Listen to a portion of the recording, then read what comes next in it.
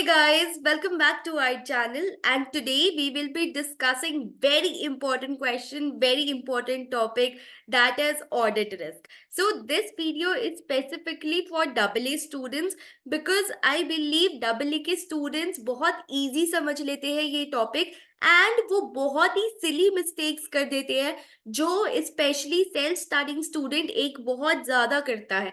ठीक है. एंड आज की जो वीडियो है I will be using examiners report, right. So यहाँ पे क्या होने वाला है, मैं यहाँ पे अपना ज्ञान नहीं बांटने वाली. I will be using examiners report as a main source for this particular video and we will be discussing कि आखिर एक एग्जामिनर को क्या कहना है regarding that particular topic. Okay. Now, why did I actually decide to, choose examiner report? I'll tell you the very honest reason. The first reason was, as a student, I never paid attention to examiner's report. It was always like कि हमने study text कर ली, हमने exam kit कर ली, हमने sources कर लिए जो हमारे tuition ने हमें provide करे थे, and finally we decided to sit for a paper, right? We never paid attention to examiner's report. May be intentionally और अनइंटेंशनली. सो आज हम वो देखने वाले हैं, आज हम देखने वाले हैं कि एग्जामिनर को क्या कहना है regarding the audit risk part. Okay. Now, why you should watch this particular video? Examiner has checked more than I know 1,000 copies, and then he has come up with this particular report. So he knows the pattern. He knows where you as a student can go wrong. ठीक है. इसलिए I have decided to make the video कि finally you will realize कि जो गलती बाकी लोग कर रहे हैं वो सेम गलती एटलीस्ट तुम नहीं करोगे. If you are 90% confident in your audit risk question, after this video you will be 95% confident. ठीक है. तो ये तुम्हारा कॉन्फिडेंस बूस्ट ही करने वाला है टू अ गुड लेवल.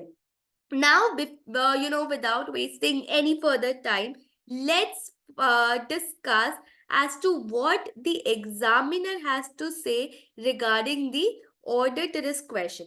तो जब भी मैं ये ऑडिट रिस्क का क्वेश्चन पिक करूंगी, not even question, we will discuss what are the common mistakes that are done by every student in audit risk question. हम क्या करेंगे, हम एक एग्जाम्पल के साथ देखेंगे. ठीक है. Now, the first thing that examiner has to say is the marks division. Guys, ये बहुत ही कॉमन मिस्टेक है. ये बहुत ही ज्यादा यू नो बच्चे अवेयर नहीं है कि कैसे एक मार्क्स डिस्ट्रीब्यूशन होती है for each risk.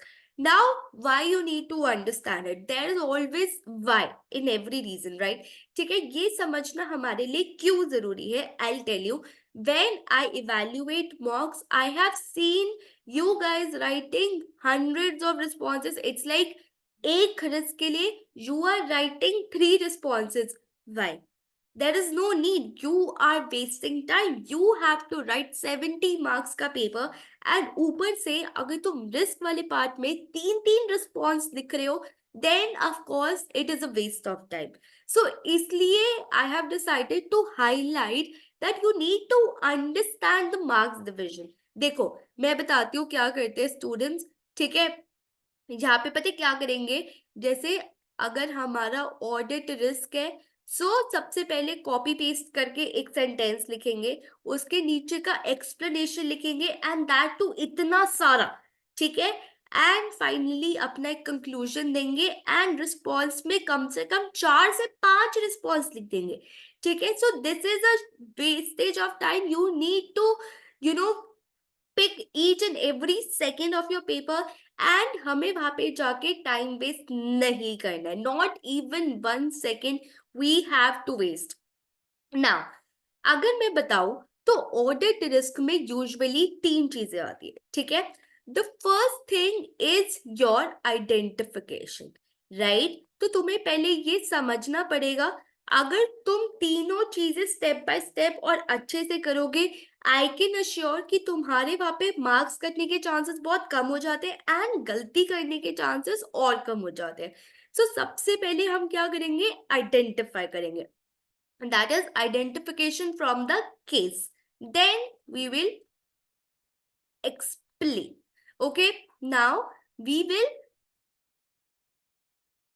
We will explain, जो भी हमने आइडेंटिफाई किया है उसकी एक ट्रिक होती है एक्सप्लेन करने की, वो भी हम इस पर्टिकुलर वीडियो में डिस्कस करने वाले हैं। And then finally comes the response, right? So every 2 marks is distributed among 3 things, that is identification, explanation and the response to the risk. Ma'am आपने ये बहुत जनरल चीजें बता रहे हो, कुछ अच्छा बताओ।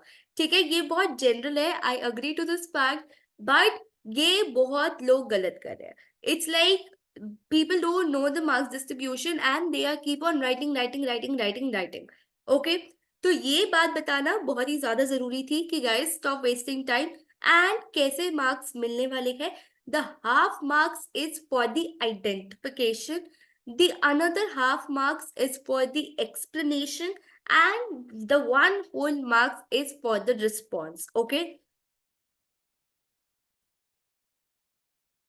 तो अगर हम डबल ए के स्टूडेंट है, हम हमेशा टेबल बना के ऑडिट रिस्क का क्वेश्चन अटेंड करते हैं। सबसे पहले हम यहाँ पे आइडेंटिफाई करेंगे, फिर हम यहाँ पे एक्सप्लेन करेंगे एंड फाइनली हम यहाँ पे रिस्पॉन्स लिखेंगे। ठीक है, तो the first point that is highlighted by the examiner in examiners report is regarding the marks distribution that you need to understand before you keep on writing your responses very long, or you just keep on writing the explanation part very long. Fine. Now, the second thing I want to highlight, पता है students कभी कभी मेरे पास आते हैं, ma'am पता है क्या, उस क्वेश्चन में तो रिस्क ही नहीं थे, उस क्वेश्चन में तो लिटरली इतने कम रिस्क थे कि हमें ना एग्जामिनर ने 8 बोला और हम 6 आइडेंटिफाई कर पाए। Guys this can never be the case. Okay, अगर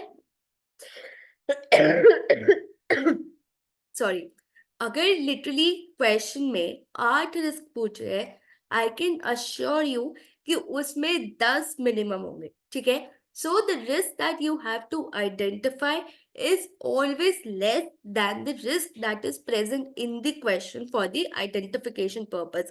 So you need to pick best for yourself। अब क्या होता है, अब एज अ स्टूडेंट हमें आदत नहीं होती, ठीक है, हमने इतने क्वेश्चन प्रैक्टिस नहीं किए होते, जिसकी वजह से हम डिफिकल्ट वाले रिस्क लिख लेते हैं एंड उसके चांसेस ज्यादा हो जाते हैं गलत होने के। Fine, so as a student you have to practice a lot, you have to be so mechanical, you have to be so quick that you quickly identify risk in question and then you pick up the easiest one to explain in your paper। ठीक है, उतने ही करने हैं जितने question ने पूछे हैं। अगर टाइम बचता है तो हम वापस आके इसे और लिख लेंगे, बट इन फर्स्ट अटेम्प्ट हम उतने ही लिखेंगे जितने क्वेश्चन ने पूछे हैं। तो as a student you should never complain this to your tutor, to your mentor, ma'am हम तो आइडेंटिफाई नहीं कर पाए क्योंकि क्वेश्चन में था नहीं। ठीक है, this can never be the case, question में हमेशा होंगे। it's your fault, you did not read the question properly or you were not so quick in reading the question। Now what is the trick here? I will always give you a trick here, use highlighter। ठीक है, highlighter use करना सीखो ज्यादा से ज्यादा, because ये तुम्हारा feature उसमें भी होता है, टेस्ट फीट वाले प्लेटफॉर्म पे भी होता है एंड फाइनल पेपर में भी होता है। सो जब तुम सेकेंड टाइम क्वेश्चन रीड कर रहे होंगे तो तुम्हें सिर्फ हाईलाइटेड वाला पॉइंट्स देखना है, तुम्हें पूरा क्वेश्चन फिर से रीड नहीं करना पड़ेगा। ठीक है, so to identify the risk when you are reading for the first time, make sure you are using highlighters. Fine, now let's move on to the very first part of the question, that is your identification of the risk। ठीक है, अब सबसे बड़ी गलती क्या होती है, ये इनफैक्ट मैंने भी देखी है एंड ये एग्जामिनर खुद भी कह रहा है। मैं बताती हूँ तुम लोग क्या गलती करते हो। देखो, जैसे ये क्वेश्चन आता है, ठीक है, this is a peach risk. अभी तो ये तुम्हें स्क्रीन पे पूरा दिख रहा है, तो you will read this particular first para. ठीक है, बट जब पेपर में आता है in the form of exhibits, हम सीधा एग्जिबिट नंबर 1 खोलते हैं, we never read opening para. ठीक है, so please guys make sure, I guess ये ट्रिपल ए में बहुत ज्यादा कॉमन होता है, एंड डबल ए स्टूडेंट्स को भी ध्यान देना चाहिए that you always read opening para.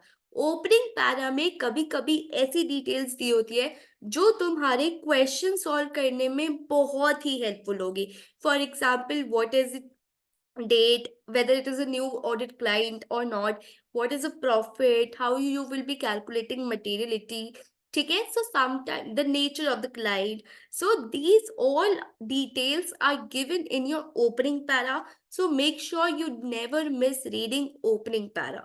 Opening para plays a huge importance, so as a student हम opening para कभी भी नहीं भूलेंगे। मैम, ये तो हम कभी नहीं भूलते, ठीक है, गुड कि तुम कभी नहीं भूलते, बट एग्जामिनर ने भी ये नोटिस किया है कि when you guys are writing question there is no information regarding the opening para, या तो तुमने रीड नहीं किया होगा या तुम जस्ट जल्दी जल्दी में क्यों ना फर्स्ट पैरा पे आ गए हो। So always make sure that you are reading opening paragraph. Fine. So इसने भी यही कहा है, scenario should be read carefully including the opening paragraph, because उसमें कुछ रेलिवेंट इंफॉर्मेशन होती है जो ऑडिट रिस्क के आइडेंटिफिकेशन के लिए इंपॉर्टेंट होती है, ठीक है। So as I mentioned earlier as well that you should highlight, you should use highlighter. अगर हमें वो फैसिलिटी दी हुई है, so as a student you should always make sure that you are using the highlighter. Fine. Now, the first part of the audit wala part, which is your identification. ठीक है? Now, I have taken, many queries, I have taken many calls with students. मैं बताती हूँ students क्या करते हैं. So, अभी के लिए we are focused on the left वाला side. ठीक है? मैं बताती हूँ. बच्चे क्या करते हैं, सिनेरियो में से सीधा कॉपी एंड पेस्ट। गाइस, ठीक है, एंड फिर पता है क्वेश्चन क्या पूछते हैं, ma'am can I use copy paste feature in order to save my time? Yes, you can use it, but guys सिर्फ कॉपी पेस्ट करने से मार्क्स नहीं मिलेंगे, राइट? कॉपी पेस्ट करने से you have not done the identification. Now for example, what do I mean to say, मैं क्या कहना चाह रही हूँ ये समझो। कैंडिडेट्स सीधा कॉपी पेस्ट करते हैं, but you need to ensure कि तुम एक्चुअली रिस्क आइडेंटिफाई कर रहे हो, ठीक है? कॉपी पेस्टिंग और simply pasting facts from the answer from the scenario will not give you marks, ठीक है? अब एग्जाम्पल के साथ समझते हैं। नाउ कंपनी, उस सिनेरियो में दिया हुआ था, the company's credit controller was ill and absent for work for 4 months। अब एज अ स्टूडेंट हमने क्या किया, कॉपी किया, पेस्ट किया। This is not a risk. अगर कंपनी ने एक और फाइनेंस टीम में एक मेंबर रख लिया उसकी एब्सेंस की जगह, तो then it is not a risk, right? ये रिस्क कब बनता है? ये रिस्क जब बनेगा when you combine it with another information, for example कि हमारे receivable collection days बढ़ गए हैं, ठीक है? Now these two facts will make an audit risk. Fine, then you will gain half marks for the identification. Fine. So ये बहुत ही common student common question होता है हर स्टूडेंट का, मैम हम कॉपी पेस्ट फीचर यूज कर ले, हम हमें मार्क्स मिल जाएंगे, हम आइडेंटिफाई तो कर ही रहे हैं। सो क्या इसकी टेक्निक होती है? First of all, whenever you are copy pasting, just read it कि यार कि if I am just copy pasting that particular sentence, तो क्या ये ऑडिट रिस्क बना भी रहा है या नहीं, ठीक है? It has to be a audit risk. Do I have to combine this risk with any other information given in the question? For example, यहाँ पे क्रेडिट कंट्रोलर के साथ हमें दूसरी इंफॉर्मेशन भी दी हुई थी, राइट? और फॉर एग्जाम्पल यहाँ पे क्वेश्चन ने बोला होता कि किसी ने दूसरा क्रेडिट कंट्रोलर अपॉइंट नहीं किया, so after copy pasting I would have written the another credit controller was not hired, ठीक है? तो उसकी एब्सेंस में कोई काम नहीं कर रहा था। So you can use copy paste function, but you need to make sure that it is an audit risk. It is not just simply stating facts. Fine, it has to be an audit risk. ये गलती बहुत students करते हैं, I don't know क्यों, but yes ये गलती बहुत ज्यादा स्टूडेंट्स करते हैं। ठीक है, now the next step is to explain the risk. So सबसे पहले हमने आइडेंटिफिकेशन की बात की। आइडेंटिफिकेशन में एज अ स्टूडेंट हम क्या गलती कर रहे थे, हम सिर्फ कॉपी पेस्ट कर रहे थे, हम उसे देख नहीं रहे थे कि आखिर वो एक ऑडिट रिस्क है भी या नहीं, क्या वो रिस्क मिटिगेट हुआ है क्वेश्चन में या नहीं हुआ। We were just simply copy pasting. Sorry guys for the bad throat. Now, next, let's move on to the next part, which is to explain the risk. Now, you have to explain the risk. अब हमने क्या किया, हमने identify कर लिया and finally अब हम जाके इसे एक्सप्लेन करेंगे। नाउ आई टेल यू क्या क्या स्टूडेंट्स गलत करते हैं while explaining. We are using terms misstated. You can use it जब क्वेश्चन में क्लियर ना हो या रिस्क क्लियरली ना हम आइडेंटिफाई कर पाए कि वो ओवर स्टेट करेगा या understate. Using misstatement once is okay, but हर रिस्क में हम ये लिख रहे हैं कि financial statements are misstated, no, you will not get marks. ठीक है, the next is professional skepticism should be increased. This is not an auditor response. This is not how you explain. Okay, this is not how you mention professional scepticism. ठीक है, professional knowledge, ये सब चीजें तुम explanation में नहीं डाल सकते।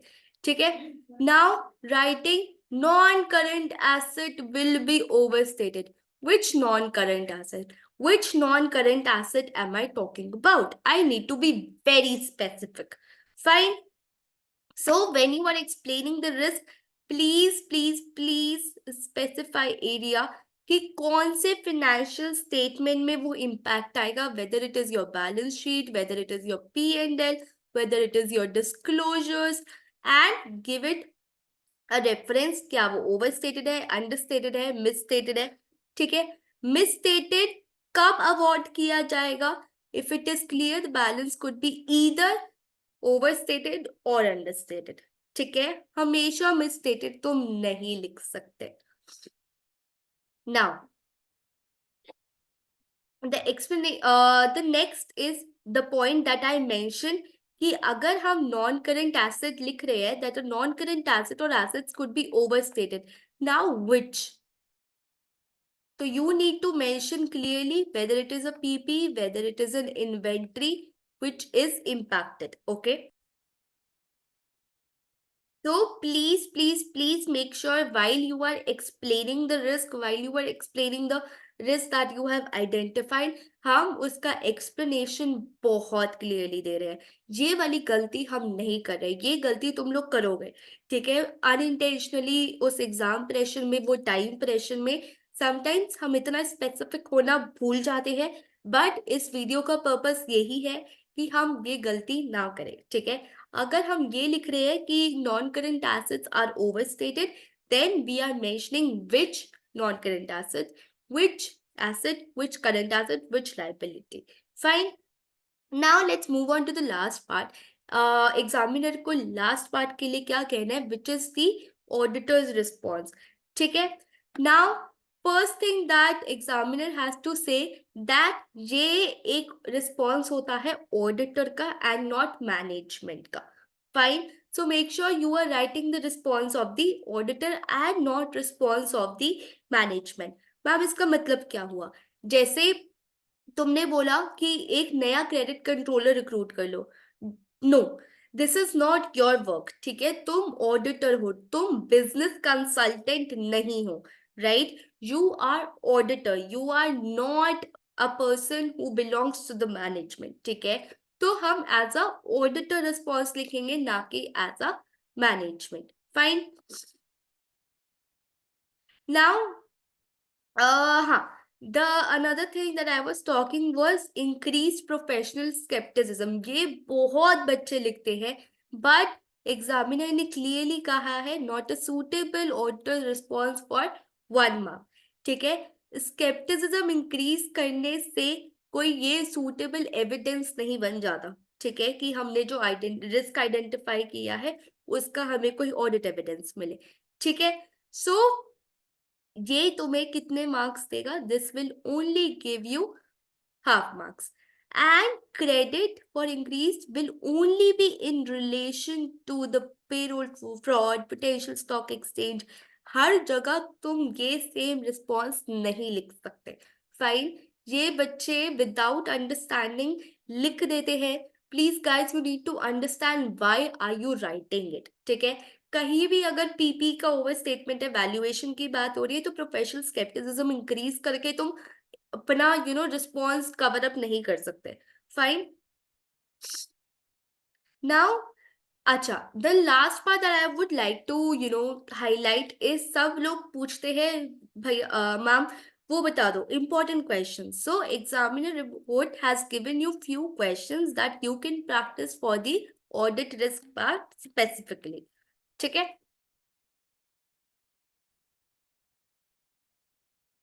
Now let's move on to the exam study text, ठीक है। स्टडी टेक्स्ट में कुछ चीजें जो मुझे हाईलाइट करनी है रिगार्डिंग द ऑडिट रिस्क वाला part. First of all, you will not identify business risk, ठीक है। बिजनेस रिस्क तुम्हारे सिलेबस में नहीं है, तो stop stop stop writing business risk. बहुत क्लियर हो जाओ ऑडिट रिस्क क्या होता है और बिजनेस रिस्क क्या होता है, fine. The second is the response. देखो, स्टडी टेक्स्ट भी हम कभी कभी इग्नोर कर देते हैं, एंड ये वाला पार्ट मुझे बहुत अच्छा लगा टू एक्सप्लेन कि हम क्या गलती कर रहे हैं। जब हम रिस्पॉन्स, एक इसका एग्जाम्पल देखते हैं, लास्ट है ये part. Customer are struggling to pay debts, ठीक है, receivables may be overstated if irrecoverable debts are not written off. Relevant response क्या है कि तुम इंस्पेक्ट करो, ठीक है। Post paid year end providing debt is appropriately valued. तो यहाँ पे असर्शन क्या है? वी आर टेस्टिंग वैल्यूएशन, ठीक है। तो there is a risk that it is overvalued. Now you have to study, you have to identify कि क्या रिस्क की बात हो रही है। अगर तुम रिस्क आइडेंटिफाई कर रहे हो वैल्यूएशन, और तुम सेकंड में लिख रहे हो एग्जिस्टेंस का रिस्पॉन्स, तो ऑब्वियसली ये चीजें दोनों गलत हो जाएंगी। So you need to make sure whenever you are writing response, you are restricting yourself to the assertion, to the risk that you have identified on the left side, fine। देखो, इसने बोला है obtain external confirmation, so this particular procedure, this particular response is concerned about existence। ये किसकी बात कर रहा है? existence की। और तुम्हारा रिस्क क्या था? वैल्यूएशन। अब एज अ स्टूडेंट, मैम हमने तो सही रिस्पॉन्स लिखा है, तो इसमें गलती क्या थी? तो गलती ये थी, ठीक है। So this was it for this particular video, and I hope you understood as to where you are going wrong in the audit risk part. So thank you guys. Keep watching, keep subscribing. See you in the next video.